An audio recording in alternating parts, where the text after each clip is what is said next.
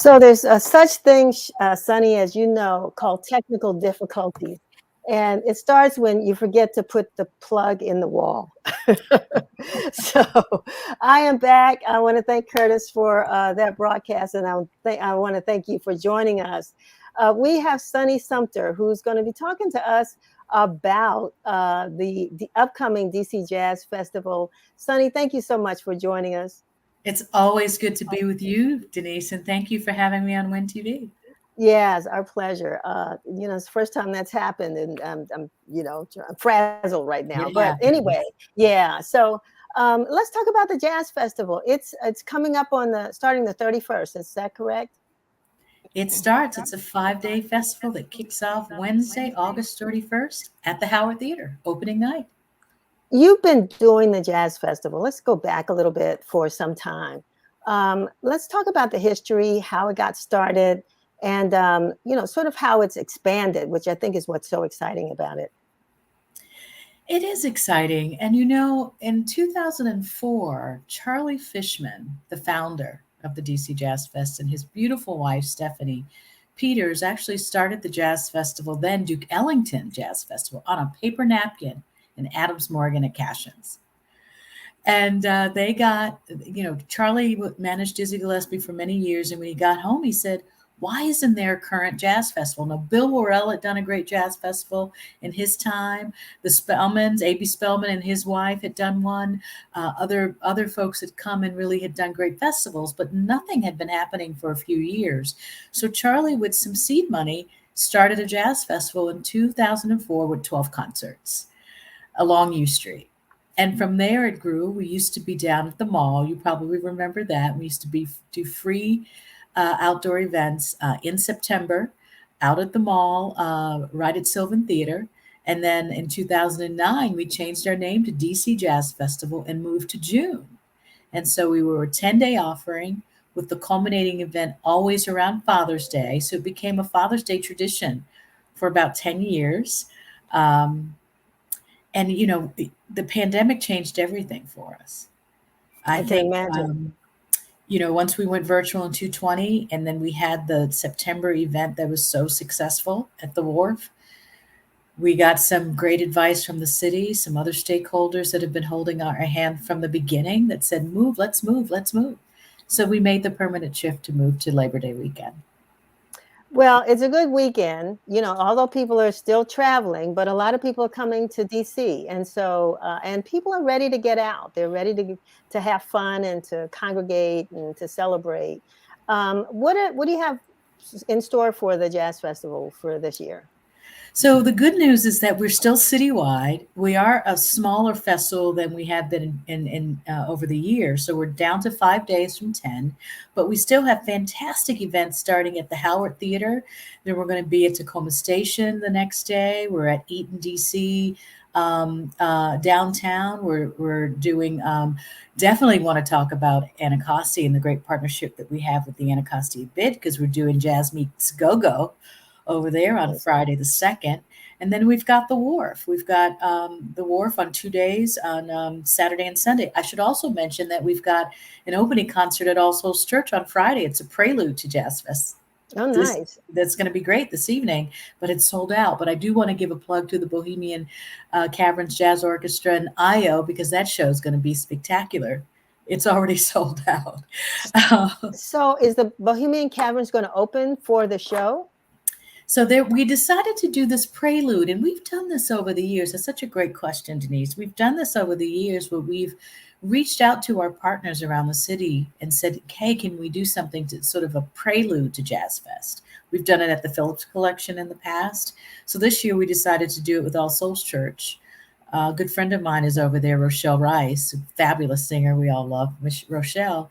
But we're bringing an amazing singer from Howard University, recent alum, that will be singing with the Bohemian Caverns Jazz Orchestra. Wow, nice, nice. I think about the history of DC, and as you mentioned, Duke Ellington and some others, who really, we have certain artists that kind of put a stamp on DC's entertainment or music scene, and we don't know where we're where we are right now. So when you talk about Bohemian Caverns, you talk about the Bohemian Caverns jazz group, and some of the other venues. It's sort of like that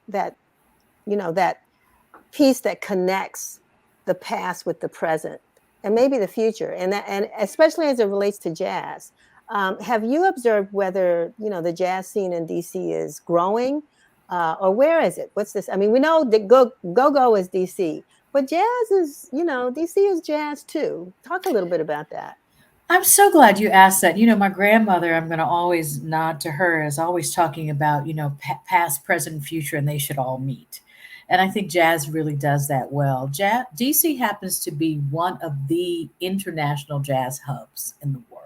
Mm, And so while people may think that jazz is a has-been kind of music, I would just differ and say no, it's a thriving art form. There's so many people that love this music. We have jazz has a great audience, and a lot of them are right here in DC or in the DMV, and others are coming to DC from all mm, around the country and even the world. So I think jazz, because of the universities here in DC, Howard University and their rich jazz program, UDC's program led by Alan Johnson, George Washington University, American, George Mason, so many of the colleges have outstanding jazz programs that people from around the world come and study, and then they live here.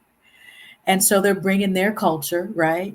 So we've got, Brazil has always had a great, nice little, Brazilian jazz scene here in DC over the decades. Latin jazz has been great.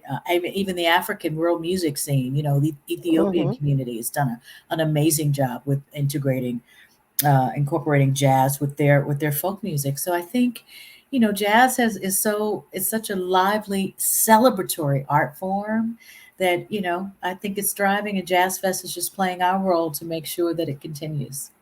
So, how can people get tickets? So first of all, Jazz Fest is primarily a free festival. That's So good if you go news. to the wharf, you can sign up for a free ticket on Saturday and Sunday, but you should go now because tickets are almost sold out for Saturday. We've gotten That's such good great news. response. Hmm So please go to dcjazzfest.org, sign up, go look at the lineup, look at the schedule, and find what works for you. Because jazz, there's so much music under the jazz umbrella, from gospel to big band to free jazz to neo soul to Latin, so much great jazz. The other thing is Arena Stage we're partnering with. We just moved our home to Arena Stage. Wow, So Jazz nice. Fest is now at the Arena Stage, has an office there. And we are presenting Regina Carter. She's doing a project called Gone in a Phrases of Air, which is about displacement. Her Mm, family she comes from Detroit. Her family was displaced in Detroit, and it was called the Palisades, and their city was just wiped off the map.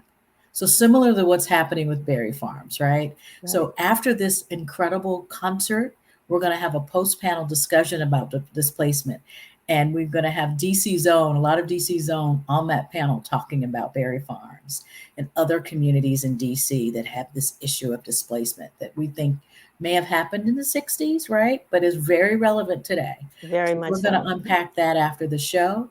And then Diane Reeves, but her concert's already sold out. But I love her so much, so I I got to do give too. some love always to Miss Reeves.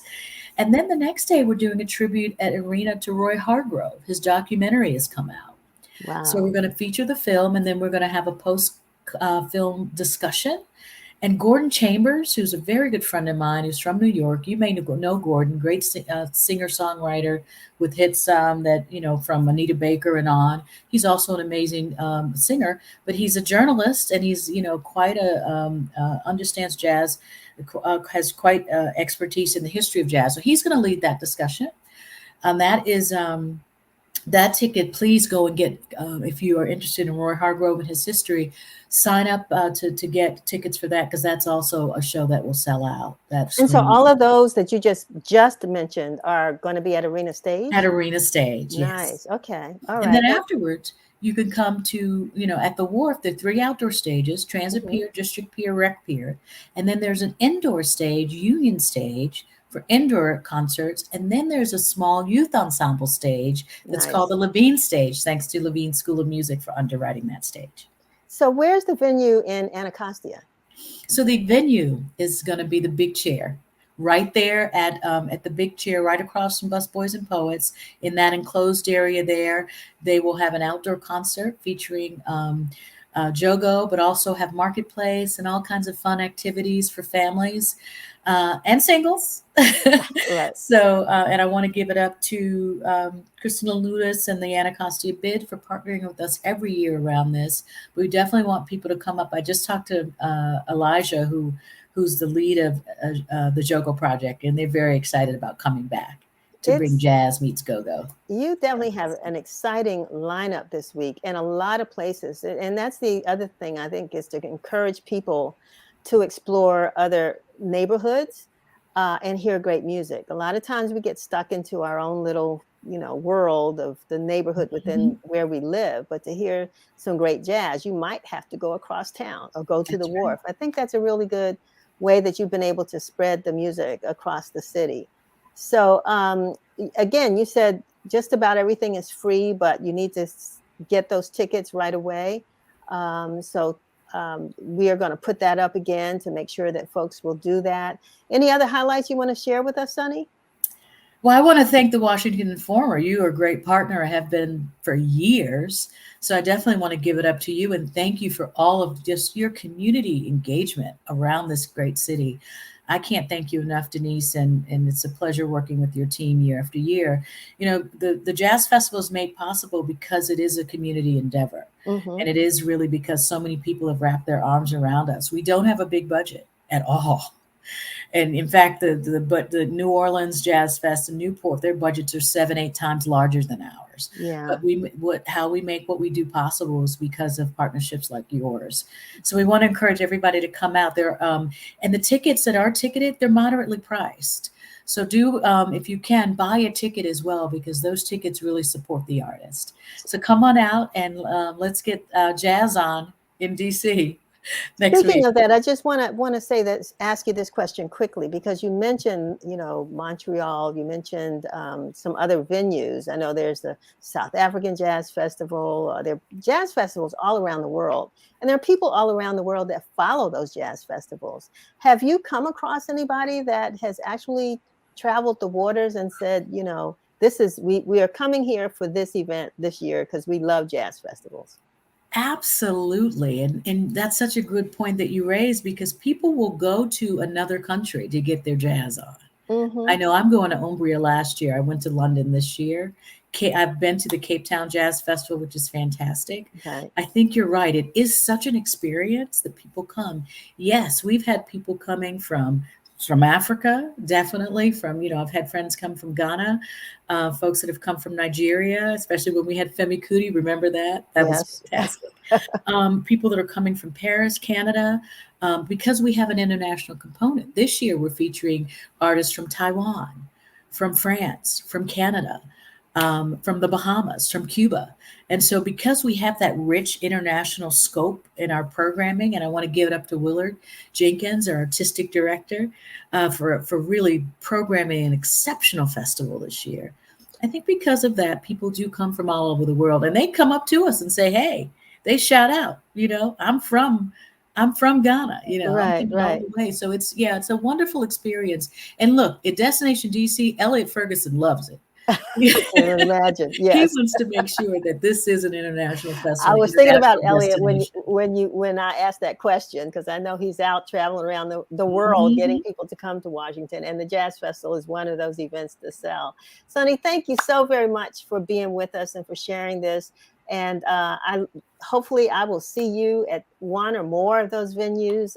And we want all of our viewers to make sure that they go and enjoy this great jazz um, that you are presenting over the next few days. Thank you. Thank you for having me. All righty. Have a good Take one. good care. Okay. Bye-bye.